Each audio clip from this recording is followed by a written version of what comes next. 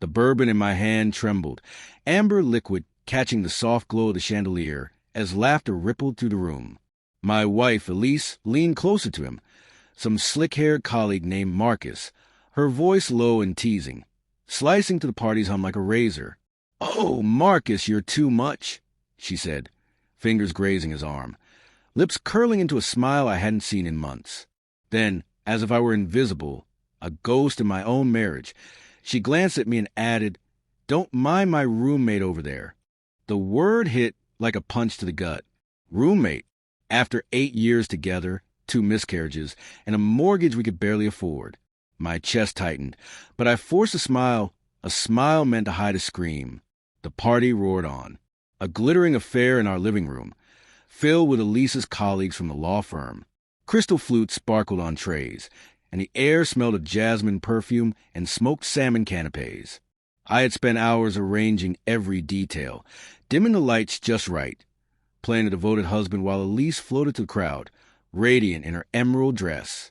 But now, by the fireplace, I felt like a stranger in my own home.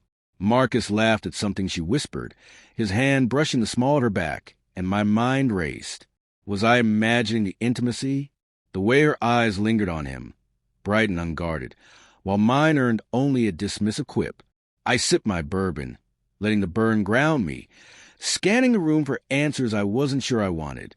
Elise had been distant for weeks, maybe months, late nights at the office.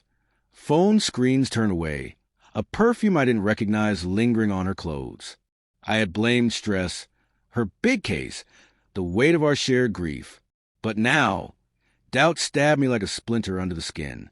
I remembered the text I had glimpsed last week, Marcus' name flashing on her screen before she snatched it away. "Just work," she'd said, her voice too sharp. I had nodded, swallowing the unease. Because love means trust, doesn't it? Or was that just denial masquerading as devotion? I moved through the crowd. Conversation buzzed around me, a distant hum, my eyes fixed on Elise.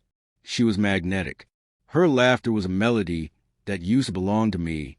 Marcus leaned in again, whispering something that made her throw her head back, exposing the curve of her throat.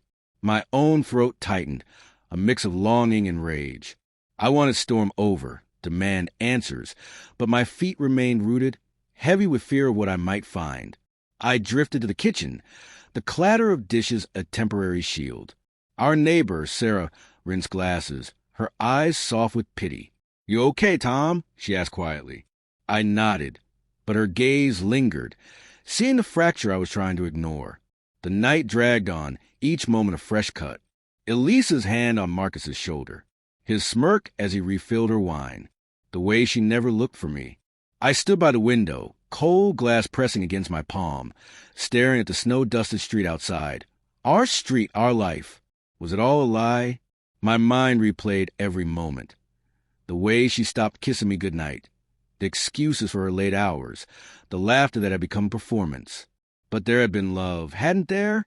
The memory of her sobbing in my arms after the second miscarriage, whispering, "We'll get through this, Tom." Was that gone too? I couldn't take it anymore. I slipped upstairs. The party's noise faded beneath the creak of the floorboards. In our bedroom, her phone lay on the dresser, dark and beckoning. My hands shook as I picked it up. Our anniversary, 0608, still the password. The familiarity stung.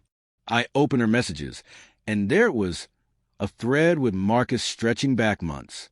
"Miss you already," he had written yesterday. "Last night was incredible," she replied. My knees buckled, and I sank onto the bed, the phone burning in my hand.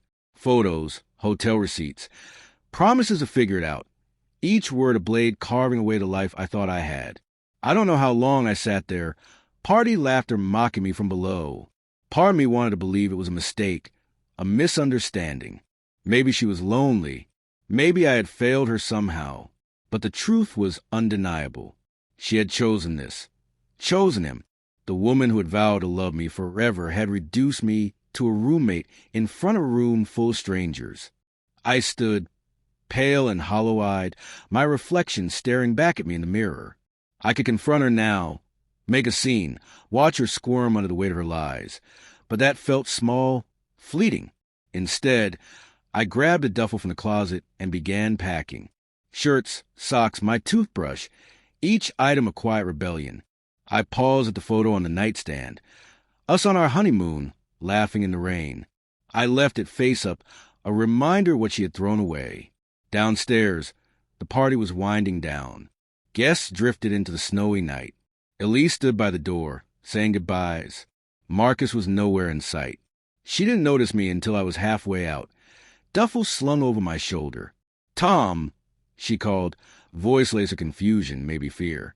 I turned, meeting her eyes for the first time all night. They were wide, searching, and I saw the flicker of guilt she couldn't hide. "Where are you going?" she asked, stepping closer, her tone softer, almost pleading. The house was quiet now except for the faint hum of the heater. I could have screamed, thrown her phone at her feet, demanded answers, but I didn't. I wanted her to feel the weight of my absence, the silence of her own choices. "Somewhere I'm not just a roommate," I said, voice steady despite the storm inside. Her face crumpled. For a moment, I saw the woman I loved, the one who had promised forever. Then I remembered the texts, the lies, the laughter that had never been for me. I turned and stepped into the snow, cold biting at my skin, streetlights blurring through tears I refused to shed. I didn't look back, but I heard her call my name, a desperate sound swallowed by the night. The duffel weighed heavy on my shoulder, but my heart was heavier. I had loved her with everything I had, and she had traded it for whispers and stolen nights. As I disappeared into the dark, I left her with a vacancy she had created. A house full of echoes, a bed half empty, and the truth she could never outrun.